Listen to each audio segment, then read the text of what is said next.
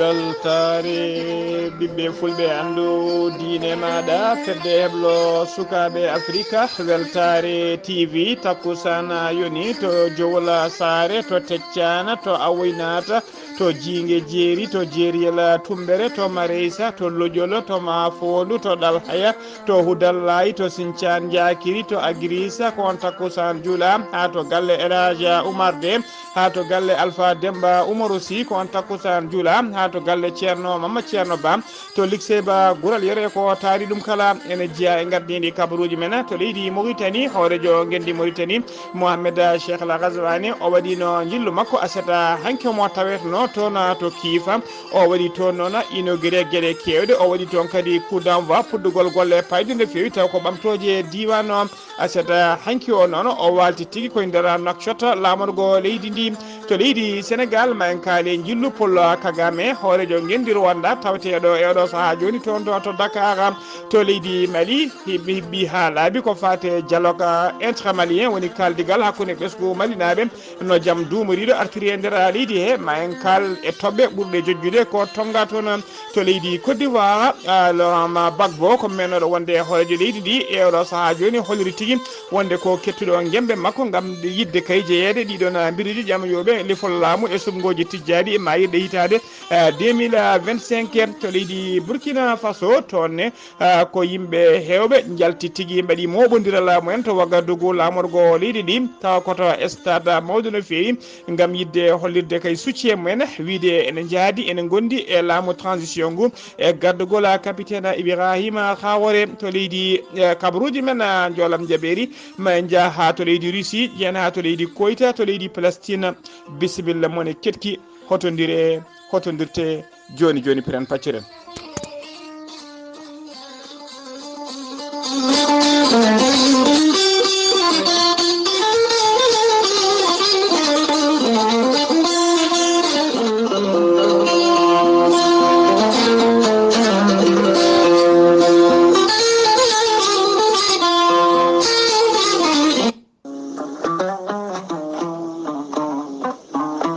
Ceerno Ahmadou Tidiane Diallo gorko mo melga wuro jinneji laaɓaɗo listihara kumpitiɗo lasrari gollowo golle mantiniɗe e nder rendo.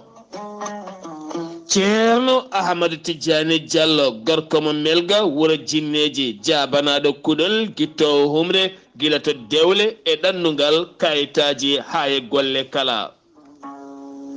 Ceerno Ahmadou Tidiane Diallo bittuɗo leɗɗe hayɓen kollaɓe cafrowo yoga ñabbuji cuuɗetoɗi e nder ɓalli kono kadi cafrowo fibron kono ne kadi debbo donkuɗo ɓesnude caɗele gorago emo seyɗani memi kala.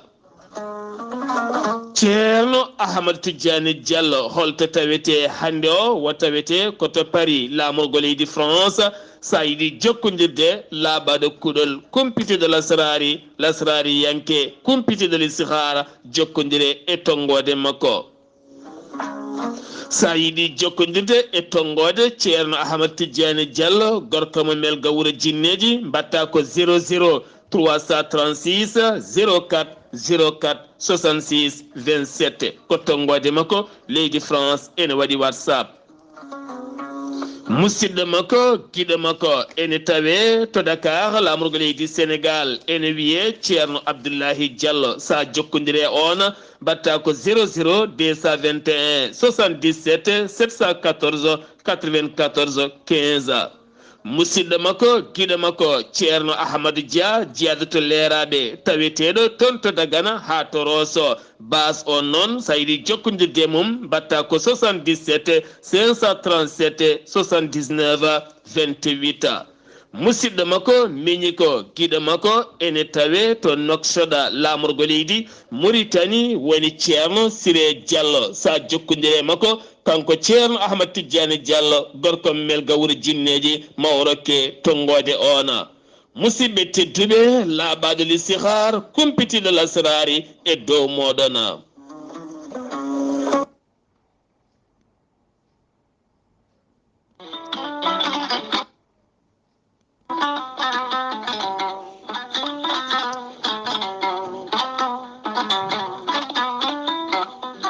kawis mawɗo ekkiɗo hen nalliki mbiyaki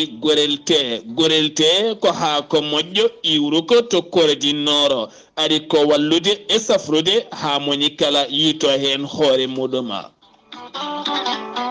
ɓen hutortoɓe gorelte mbi'i alhamdulillah yoga hen ko joguinoɓe ñabboji kawdiɗi no feewi yogay docteur e mabɓe kolliti hol o safara mon jiituɗon a neɗɗo tuƴiɗo joguiɗo AVC jogui cardiaque ƴiƴam dogata e ɓandu mum ɓandu jaaɗoru ɓandu wuloru prostate yogay ñabbuji goɗɗi kala hay janowo kala mum de so jokkodire gorelte ma yiito hoore muɗuma gorelte ko haako moƴƴo iwruko to kordi noro ari ko wallude e safrude ha moni kala tina hoore mum a ittat ko jamireɗa mbaɗa e ndiyam ngulɗam aɗa yara aɗa yiito cellal ɓandu maɗa so tawi jiɗɗa ko hebde ko laaɓi ko fati gorelte jahata koto site mabɓe internet a mbaɗa www point gorelte ma janggan hoorema kala muma so tawi noon ko tonggode gorelte gonɗa koto Italie jokkodirta koye ceerno Abouli mbatta ko plus 39 339 856 67 39 so tawi noon gonɗa koto Espagne jokkodirta koye Amadou Touré plus 34 643 29 22 96 so tawi noon gonɗa koto Mbour jokkodirta koye Saydou Ndaw 77 388 21 88 so tawi noon gonɗa koto Ndendori jokkodirta koye Salif Diallo 77 901 74 67 so tawi noon gonɗa koto Kaolack jokkodirta koye Khadidiatou Guissé mbatta ko 77 693 55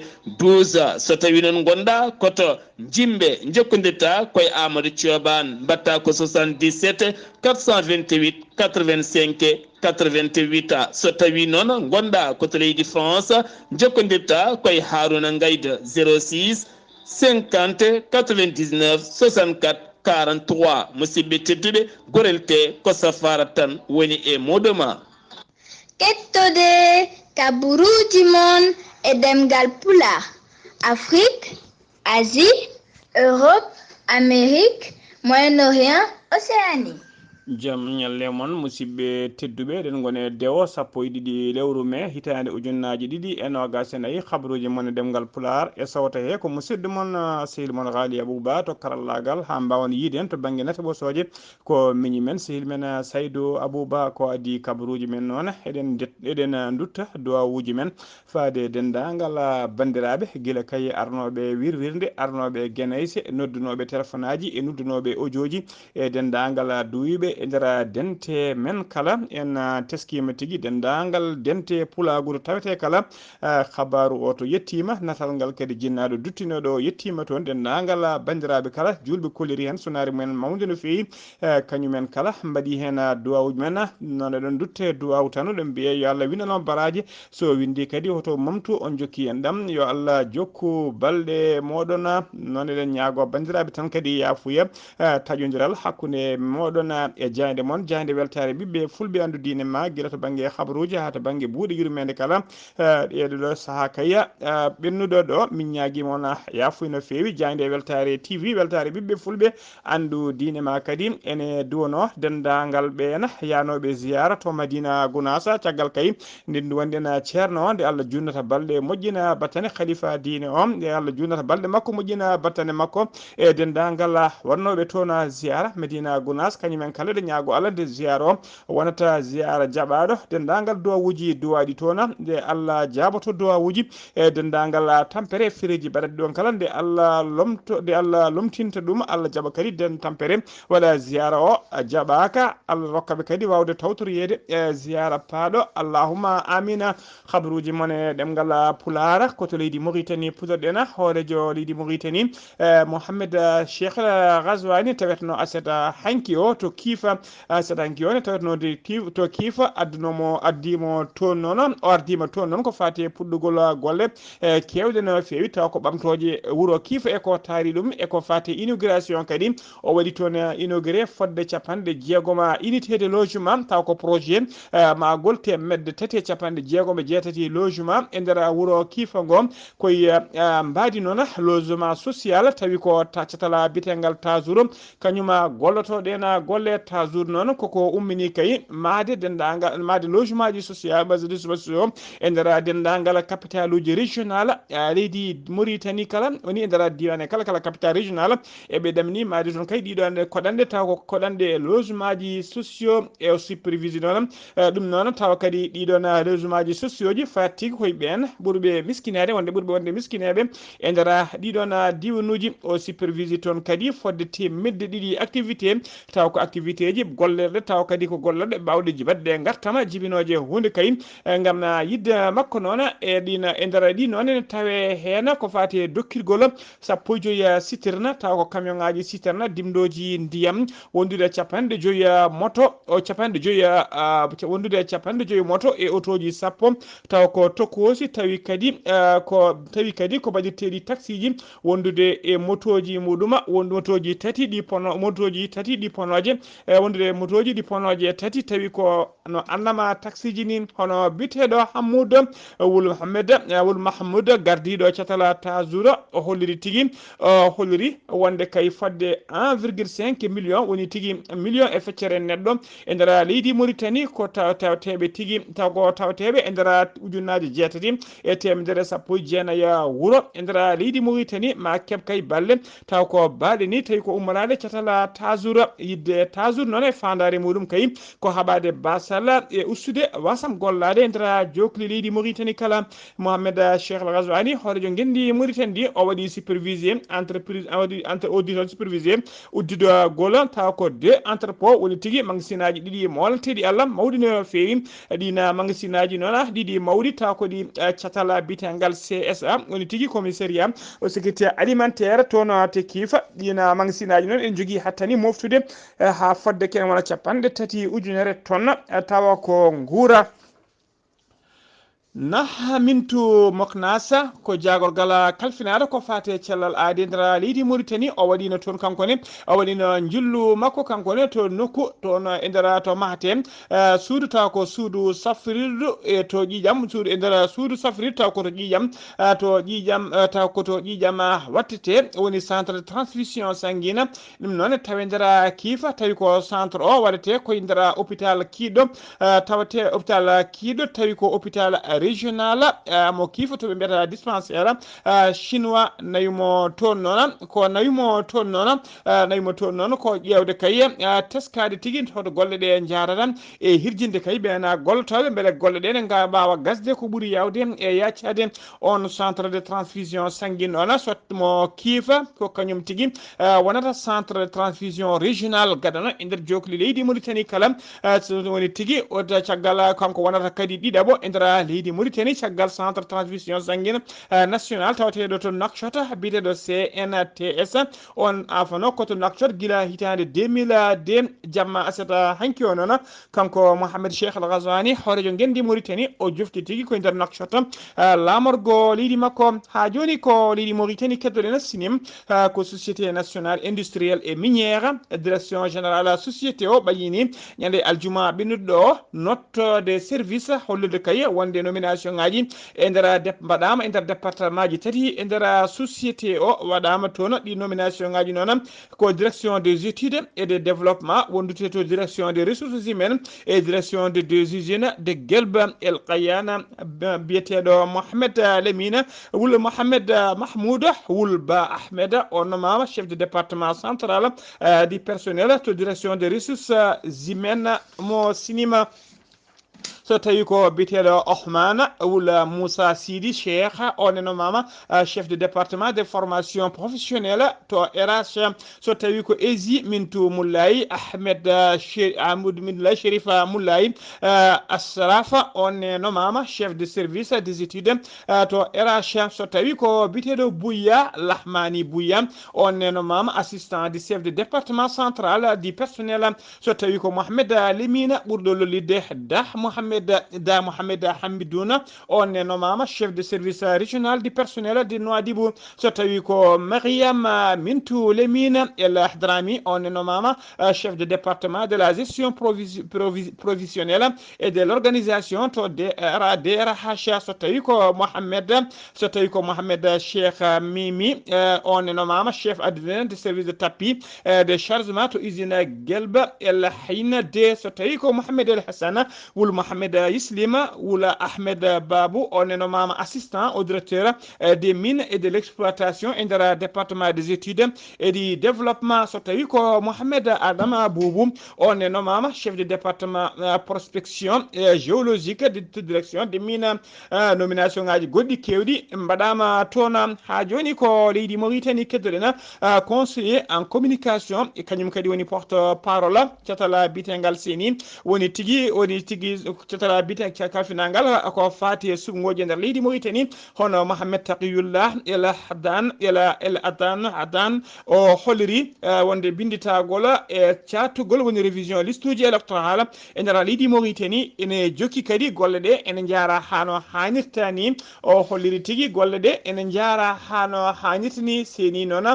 o holliri seni woni catalangal jokkodiri e dendagal catede ɓe ɗiɗi commission ngaji ɗiɓe ndiri e nder jokli leydi he kala hano toppitaɓe kay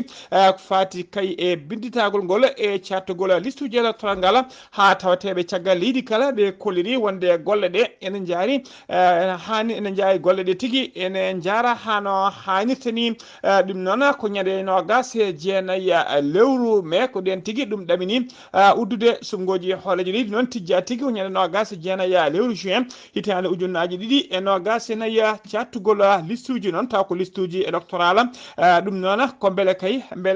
dendagal ɓen ɓe keɓano fartange winditade e listuji électoral walla taw ko heɓɓe carte d'identité ji mumen walla heɓɓe duuɓi oɗo saaha joni e gam wawde yentoyde kay e jeeyaɓe yettude wadde vote oji ne mbawa winditade inde mumen e ɗiɗon listuji électoral beele kadi ɓen winditanoɓe listuji taw ko yimɓe waylude guila e région ngaji walla e guure ha e leydi to gonno yimɓe kay wotoyde leydi gondi walla e région goɗɗo walla e wuuro wongo ha mbawa tigui waylude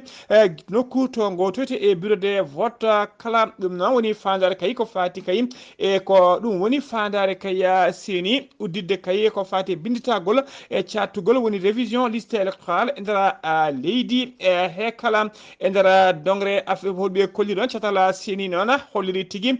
ministre taw kay koye ballal ministère des affaires étrangères wondude jagogal kalfinangal ko fati gueɗe nder leydi ɓe kolliri tigui wonde kay ɓe joofima leyɗe jeetati e nder continent ji nayyi to ɓesgu murtannaɓe tawate taw ko wawɓe wadde toon sumgoji men ɓeddade carte mumen hano hannirtani e nder dongre Afrique noon ko ɗeɗo leyɗe woni cuɓade ko leydi Côte d'Ivoire wondude leydi Gambie e leydi Guinée Bissau so tawi noon koye nder dongre Asie ko leydi Arabie Saoudi wondude Émirats Arabes Unis e Qatar so tawi noon ko nder Europe ko leydi France suuɓa so tawi koto dow Amérique koto laaji tentude Amérique woni ko suuɓa ko ɗeɗo tigui woni leyɗele cuɓaɗe e oɗo saaha joni to ɓesgu mumen mbawat tigui wawde vodde hano hannirtani sumgoji hooreji ɗi tijjaɗi ñande nogas jeenayyi lewru juin hitande ujunnaji ɗiɗi e nogas jeenayyi ha joni kabaruji men ɗemgal Pulaar to leydi Mauritanie ha joni oɗo saaha kala koye darde wonno nden darde noon ko yidde kay fewnande hoɗande ha timmunta ko hoɗande timmude yandide jamanu wonande kay ɓesgu on bitnoɗo Mamadou Demba Sy taw ko jaydiyanke gana daretnoɗo Pulagu daratnoɗo kadi leydi Mauritanie no didori noon eɗen golle noon ene wayno kiɓɓi ha laaɓi ko ñalawma hanki o asata hanki wonno cérémonie on cérémonie noon ko fati kay e dokkitgol coktirɗe ena coktirɗe noon hokkirde kele galle o fade ɓesgu makko yimɓe hewɓe noon mbawi notitade e oɗon cérémonie ma en ketto cimtol musidɗo men sehli men ceerno men hono ceerno Diop Abou Mariata tawa ƴetti haala makko ko musidɗo men sehli men Alassane Oumar Mbodj Abou Mariata assalamu aleykum rahmatullah. Allah jarama Alassane Oumar Amadou golle ma jooɗi peewi ɗum noon gonɗen ko ɗo e Riyad leegal biyetegal PK 11 walla ni mbiyen Madina Cheikh Oumar Tall ɗo gonɗen ene hucciri e galle ceerno Saydou Nour Deme ñalawma hannde noon ko ñalawma yidde wonde rokkirde coktirde hono galle hono Mamadou Demba Sy mo ganduɗa ruttima e joomum e dumuna jawtuɗo caggal toon goomu sosa ko fewti e yidde mahande mo galle taw ɓesgu makko ngu ene wawa nadde hen ene wayno goomu ngu ardi ɗum ko Diallo Saydou Mamadou e dendagal wondi muɗum ko wayno Saydou Nour Deme en ko wayno ceerno Abdoulaye Sy en e Mboyti Aboumar kaldu mono e Abdoulaye Ndiaye en yantude Abou Fall en e raɓɓikinade ene wayno golle ɗe puɗɗi ko dendagal leñol ngol fof waɗi hen juumen ko dañino ko fof nde fuɗɗade ewa terrain sooda hen caggal toon ko heddi ko diida hen cuuɗi tati e salle e hall e cuisine e douche interne e douche publique ko wayno gueɗe kewɗe mbaɗama hen ko wayno sécurité en ko wayno courant ko wayno ndiyam ewa ko leñol ngol rendinno ko diidama ha heeɓi sénas hawri million ngaji 3,990 kalis o gasi e on saaru han gatta yimɓe tampi e on saaru min jotti min bindi lettere mawɗo leydi ndi min kalan ɗum haala ka o jabti o wi wonde o nani te kadi o jaaɓi galle o so tawi Allah jaaɓi ko kanko jokkirta ɗum e kalis makko labɗo so tawi Allah jaaɓi jaabima o waɗiri sibo Allah laaɗo muɗum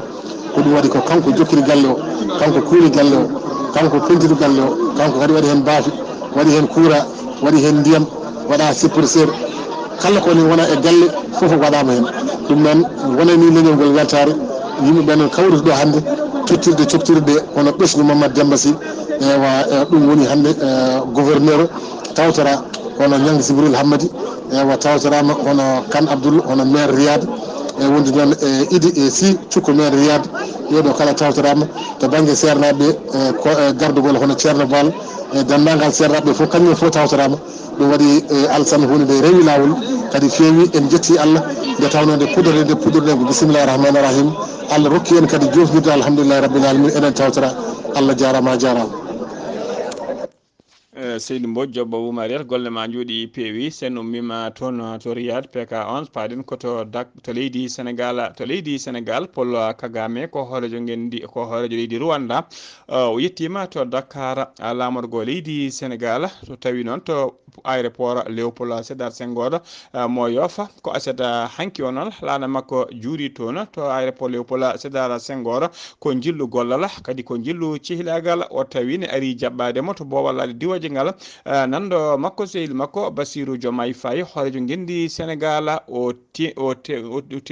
teddinama noon kaddi teddugal ngal hoorejo ɗiɗi teddinte toon to bowallade diwoje tawi kay koye mbadi ko wiyete les honneurs militaire jillu ngu noon ko jillu ngu baktuji 49 walla mbiyana balɗe ɗiɗi ko jillu cehilagal kono kadi ko jillu gollal mujibu jillu ngu noon ko yidde ñastare cehilagal e jokkodiral moƴƴal hakkude leydi ɗiɗi woni leydi Rwanda kañum tigi e leydi Sénégal ha joni ko leydi Sénégal keddoɗen ɓoyata julde taske woni Idil Kibira tijja tigi e ndera ko ñande 16 lewru juin dara tondudu hono biteɗo hono biteɗo Mahbouba Diagne ko kañum woni ministre de l'agriculture de la souveraineté alimentaire de l'élevage o erima ko fati guela ɓen nehoɓe jawdi e ɓen tefankoɓe ha e ɓen aynaɓe kala o nde daratono dori men ponno mbatta hakkillaji men no fewi ndera leydi he ko fati kay e gaddugol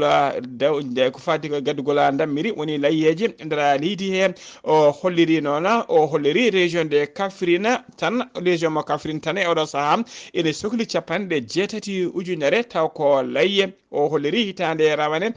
Kaffrine sohluno ko 73 ujunere temedde jeeɗiɗi laƴe hitande hikka ɗo noon ko capanɗe jeetati ujunere ɓe cohli kafrina o holliri waɗɗani taw ko jeune élevage saabu kay waɗɗani daara noon ko nokku gandaɗo e nder leydi Sénégal taw ko nokku élevage woni tigui to jawdi nehete hano hannirta ni e nder leydi he ha joni ko leydi Sénégal keddoɗen jeen ha to falde Tombouctou e nder Sekhoto ko wuro tawtengo e nder falde Tombouctou ko to falde Kindokoro to noon ko ngabu woni hippopotame kañum tigui ngati toon suka tokos garko tokos mo duuɓi 14 tawi ko janoɗo cangol ƴogoyde ko toon ngatu ngabbu ngu ngatimo kanko suko noon mbiɗen mo yarano duuɓi 14 o mayani kono o gañima hen o nawama to hôpital régional to Amata Dansoko mo Kédougou ha joni ko leydi Sénégal keddoɗen ñande aljuma sappo lewru me gonɗen ɗo sanga 10 heures subaka ko accident waɗi e dow lawol Linguére faade Matam Sarakay nokku biyeteɗo croisement mo barkeji 3 kilométre hakkude mum e Linguére ko oto mo hinde woppuya kañum tigui ummi taw ko umminoɗo e nder commune mo Thielel jahannoɗo kay tawa ko jollunoɗo jabde woni alimade bétail o fano tigui koto luuma mo Linguére ko kañuma yani e leydi tawi saabi accident o noon ko pettugol e pusgol ponayal makko caggal banggue ñama on fusi ɗum saabi accident o hay goto wasani hen fittade mum kono waɗi 14 neɗɗo barmuɓe hen kamɓe barmuɓe kala ko sapeur pompier woni koninkoɓe faabo garniɓe ɗon kamɓe kala ɓe nawama to tigui to hôpital Magatte Lô mo Linguére gendarmerie noon udditi hen enquête muɗum ha joni ko leydi Sénégal keddoɗen jeen ha to Ziguinchor cour des comptes mo leydi Sénégal fuɗɗima yurnitade golle yogga kay e mairie ji e nder leydi Sénégal ha tenti noon ko fate fannu ɓen kay waɗoɓe facture aji e kala saha hollide kay ɗiɗon dépense uji koko fate carburant mairie ji mumen to mairie mo Ziguinchor noon carburant mabɓe to mairie de Ziguinchor noon ɓe tawama tigui e nder lamante saha kay mo Abdoulaye Baldé gonnoɗo wonno kay maire mo Ziguinchor enquête o enquête o yuɓɓinama toon tawa kadi enquête o noon tugui tan ko 2015 ha yetti 2018 tawama noon ɓe mbi wayi koɓe coodi carburant koɓe jaltini halis kay ko winda toon eɓe ñaami ko fate carburant woni gasoil essence ɗum noon ɓe tawi tigui taw ko pour autoji mabɓe taw ko autoji mairie ɗi ene ɓurti lamɗam no fewi saabu autoji ɓe jogui ɗi mbawa tawama tigui autoji ɗiɓe jogui ɗi tawama tawama tigui wonde mbawa hutorade tigui oɗon carburant moɓe kolliri cour des comptes noon tawi tigui ko fate ɗiɗon facture aji moɓe koliri wonde sodama carburant ene qime ha 367 millions 400 mille 864 mille woni tigui million ngaji tati capanɗe jeegom e jeetati mankude seeɗa ko ɗum woni 3 woni ko tawa toon woni kay temedde tati capanɗe jeegom woni 367 millions 400 mille 864 woni tigui temedde nayyi million mankude seeɗa ko ɗum woni tawa kay koɓe kolliri koɓe coodi carburant wonande autoji mairie ndi ɗum noon ko tuggi 2015 mbiɗen ha yetti 2018 ene wayno noon ene way kala e ɓe kolliri noon e nder no ɓe calculiri ni ene wayno kay e kala hitande e wayno kala hitande eɓe ñaama capanɗe jeenayyi e 1 million e temedde 91 millions 850 mille 466 francs koɓe coodata carburant e tawama kadi e nder duuɓi ɗiɗi ɗere hen duuɓi ɗiɗi kadi tawama e kala hitande eɓe jetto temedere million ko fawi seeɗa ko fate coodgol carburant ɗum noon ko hitande 2016 e ɗum noon hitande 2016 ɓe kolliri ko temedere e 1 million e 101 millions ne fawi 304 mille 52 francs so tawi ko 2017 koɓe tawaɓe coodi carburant ko temedere million ne fawi 100 millions 606 mille 257 mille francs CFA ɓe tawi kadi ɓe tawi e mairie ndi tan maire o tan wondude e secrétaire mum e bureau mum ko kañumen kutori oɗon haalis e to feccama nder temedere kala hen capanɗe balɗe jeeɗiɗe ɗiɗi woni 62% ko 72% de carburant o ko kamɓe woni hutoriɓe ɗum service aji keddiɗi ɗi kañumen kala pecca 28% keddiɗi mairie ndi noon kala hollirama jogui tigui ko otoji nogas wondude motoji mum so tawi noon e kala oto rokkama temedde ɗiɗi litre par mois eno hawra foti hawrude ko temedde nayyi foti hawrude ko ujunnaje nayyi litre kala lewru e kala oto ɗum noon so rendinama oto ɗi kala ɗi poti consommde ko capanɗe nayyi e jeetati ujunere litre kala hitande foof noon coggu muɗum so qimama hawrata ko capanɗe nayyi e jeetati million woni 448 million francs CFA kala hitande so tawi kayi kala tawa kadi coggu litre kala calcula ko 1000 francs woni tigui temedde ɗiɗi CFA ha joni koye on fannu keddoɗen to Kafrine toon e Cour des comptes yurnima dépense mairie de Kafrine ko fate carburant mabɓe ne kamɓene ɓe tawama kay tuggi 2015 hayti 2018 tawi kay koye saaha Abdoulaye William addino mairie ndi ko ñeɓe tawama tigui ɗum noon on enquête noon ko aljuma ɓennuɗo sappo lewru mais Cour des comptes ɓayyini rapport mum ɓe tawi noon oɗon mairie ndi ne ɓe tawi kañumen ene kuturi kay tuggi 2015 ha 2018 eɓe ñaami 153 millions taw ko 153 millions 490 mille 529 woni tigui 154 millions mankude seeɗa par que automobile mabɓe noon tawama tigui hen kadi autoji jeegom ko pandi tawa kadi ene jokka kala saaha inde mumen tawe e ɗina rokketeɓe carburant ɗum noon ko leçon jaaji uddita hen e oɗo saaha joni ha joni kabaruji men ɗemgal Pulaar senumima to leydi Sénégal ko to leydi Mali paɗena to leydi Mali kaldigal woni dialogue intermalien woni kaldigal hakkude ɓesgu malinaɓe hiɓɓi ha laaɓi ngala uddi ngala gasi ha laaɓi ɓe uddi ngala fuɗɗino noon ko guila altine jeegoma lewru me nga gasi ha laaɓi noon ko aljuma sappo lewru me 2024 nde waɗi noon ɗum waɗi koto nokku biteɗo CICB malinaɓe hewɓe noon ummiɓe hen ummi koto haayi ɓe hen to kiidala ɓe hen ha to caggal leydi e nder jok leydi kala mbawi notitade hen fodde temedde nayyi délégué tawtorama ngal ɗon kaldigal ngal noon ko yidde kaye beltital hakkude ɓesgu leydi ndi kala e yidde kay ƴettude peeje no jaam e kisal duumori e nder leydi hen ko ɗeɗo toɓɓe noon ɓurɗe jojjude kay ko tonga e nder kaldigal hen ko ardi foof ko yurnitade woni relecture charte de transition woni tigui sattude deftere taw ko charte de transition bindanoɗo ko fati kay e transition ɗum noon nde fotata yurnitede ɓe kolliri kadi ɓeydude dawal transition ngal duuɓi ɗiɗi ha duuɓi joyyi e toɓɓere wonde noon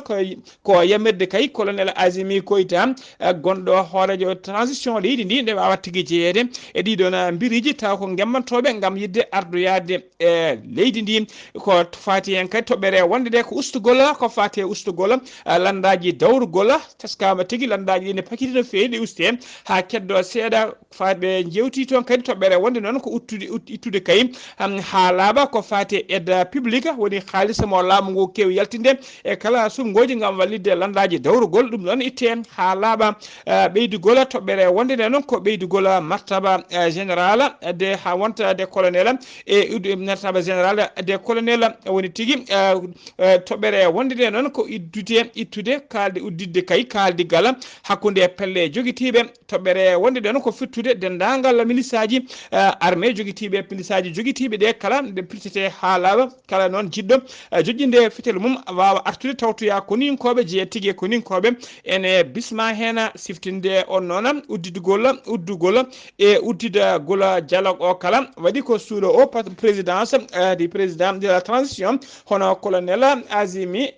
Goïta ha joni kabaruji men ɗemgal Pulaar sen ummima to leydi Mali koto Côte d'Ivoire paɗena laamu leydi ha joni koto leydi Mali keddoɗen to leydi Mali hono laamu leydi Mali ina jokki kay darde mum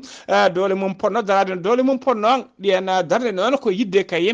haɓade ko fati ngakkede électricité woni courant e falade kay salade e kala saaha délestage e coupuraji courant baɗoji e nder jok leydi ndi kala ha tengti noon e nder lamorgo e guure mawɗe nde kala koye ndina mbadi noon ɓe ƴetti kay eɓɓore woni feere nden ƴeɓɓore noon ko avde central solaire solaire mo hinde photovoltaïque tawa kadi capacité makko ko oɗo saha ko 50 mégawatt ɓe mbaɗa ɗum noon ko hakkude nokku biteɗo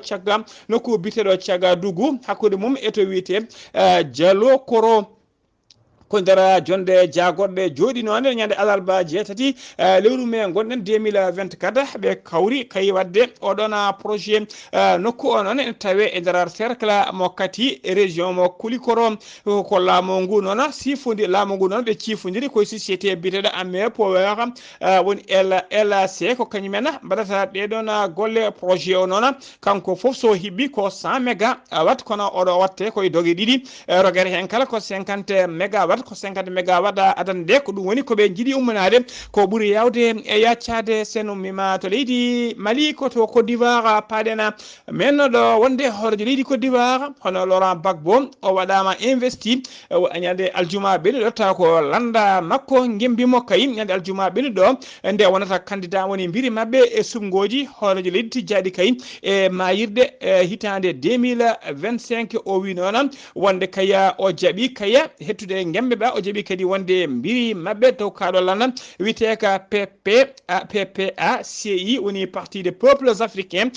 Côte d'Ivoire Laurent Gbagbo ne yaara duuɓi capanɗe jeeɗiɗi e duuɓi jeetati o wi noon so tawi o heeɓi polgu e ɗiɗon sumgoji ko mandat goto o waɗata o tottita laamu kono on mandat so waɗi mawo redresse leydi ndi ha rewa lawol no fewi siftinde on noon kanko Laurent Gbagbo ko kanko ardino leydi Côte d'Ivoire hitande 2000 ha yetti 2011 ha ɗo noon e oɗo saha joni tigui e nder kayitaji ene hollire tigui kanko Laurent Gbagbo ko inéligible woni tigui inéligible woni tigui o wawata wonde candidat o wawata ni hay weddade kartalla saabu kayem ko tuma e makko so tawi laamu ngu ittani oɗon nde ɗon haɗande kay o wawata jeeyede e ɗiɗon sumgoji koto Burkina Faso paadena ujunnaji yimɓe jippima aseta hanki o e to Wagadugu lamorgo leydi ndi ɓe mbaɗi moɓodiral mabɓe manggal no fewi e nder stade mawɗo biteɗo stade Issoufou Joseph tan hollirde noon ngal ɗon moɓodiral noon ko hollirde kay yafuya ɗaɓɓama ngal ɗon moɓodiral noon ko hollirde kay wonde eɓe jaadi kay e laamu transition ngu hatti e gardugol capitaine Ibrahima Traoré ɓe erima noon yo kay yo ko wiyete assise national yo yuɓɓine e nder leydi he ɓe namdima kadi nde dawal transition ngal kay nde wawata ɓeydede ngal transition noon siftinde on foti jofde tigui ko ñande 1er juillet 2024 ko onon date noon ko on data woni mo charte de transition cifanoɗo kay ñande 14 lewru octobre hitande ujunnaji ɗiɗi e nogas e ɗiɗi yamirno ɓe erima noon laamu transition ngu ende jokkata golle mumen kamɓe wadɓe seppogoɓe kolliri tigui yidde mabɓe kay ko yo laamu transition ngu yo jokku golle mum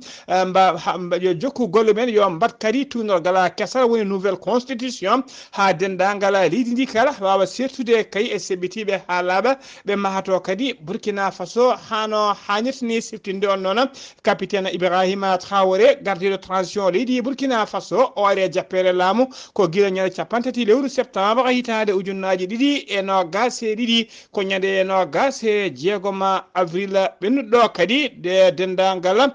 député ji jooɗi noon kamɓe kala ɓe gooti ɓe kawri kayem eɓe juɓɓina ko wiyetede assises national e nder leydi e habaruji men ɗemgal pula habaruji men jolam jaɓiri ko to leydi Russie paadena to leydi Russie dadiɓe leydi Ukraine mbaɗi bombardement wuuro Belgorod tawtengo e nder leydi Russie ɓe joɓima pittari yimɓe nayo gila noon on bombardement faade joni wuuro wiyetego Kharkiv ko wuuro ɗiɗaɓo e nder leydi Ukraine wonani e jaam ko toɓoji taw ko bomboje e pettoje woni tobde e mabɓe toon ko leydi Koyte paadena batu taw ngu hinde donateur woni tigui yerlitiɓe joom galluji rendinɓe kay dole mumen gam yidde addude ballal mumen faade Gaza ɓe joɗima toon to Koyte aleda hande o sappo ɗiɗi lewru mai hitande ujunnaji ɗiɗi e nogas e nayyi tawtorama batu ngu noon tawtoraɓe batu ngu noon kamɓe kala ɓe kawri kay eɓe dentina eɓe denda eɓe jaltina fodde milliard uji ɗiɗi taw ko halis dollar on ɗiɗi haalisaji noon ko sodde guura e balle faade kay e ɓesgu Gaza naɓe nden ngal ɗon noon nden jonde nde on jooɗi ɗum ko fedde witede IICO wondude bureau des affaires humanitaires de cotala gotago winderde Nations Unies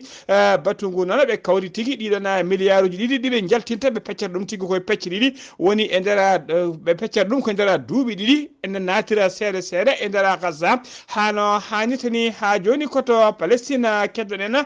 bilan ko maayi kay e ndera guerre tugguiñande 7 lewru octobre faade oɗo saaha joni ɓe ɓenni 35 ujunere neɗɗo hono ministére de la santé mo Hamas holliri tigui wonde tuggi ko guerre o fuɗɗi faade ñalawma hande bila sakkere moɓe kolliri ko 35 ujunere fayi 34 neɗɗo woni 35 034 personnes ko wasi hen pittali men ɓe kolliri noon e ndera oɗo weekend woni tigui asata hanki fayi alata hande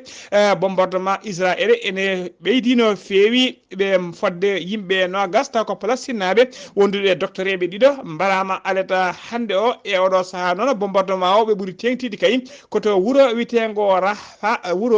Rafa gon noon tawe saɗa keroɗo hakkude leydi Palestine hakkude Gaza hakkude muɗum e leydi Égypte armée leydi Israël noon ɓe kolliri mbaɗi erago fadde dendagal jambureɓe yimɓe dogde kala ne jaltata ha laaɓa oɗon banggue biteɗo Rafa nde ɓe jaltata saabu kay koninkoɓe leydi Israël ɗamini wadde opération molanteɗo Allah moɓe mbiyat tigui opération terrestre taw koninkoɓe leydi kañumen ɗamini wadde oɗon opération musidɓe tedduɓe gasi ha laaɓi ceero ko ɗum ɗo wonno ko min tonganno on habaruji mon e ɗemgal Pulaar e sawta he ko musidɗo mon sehil mon Haali Abouba to karallagal ha mbawon yiden to banggue nete ɓosojo ko Saydou Abouba so tawi noon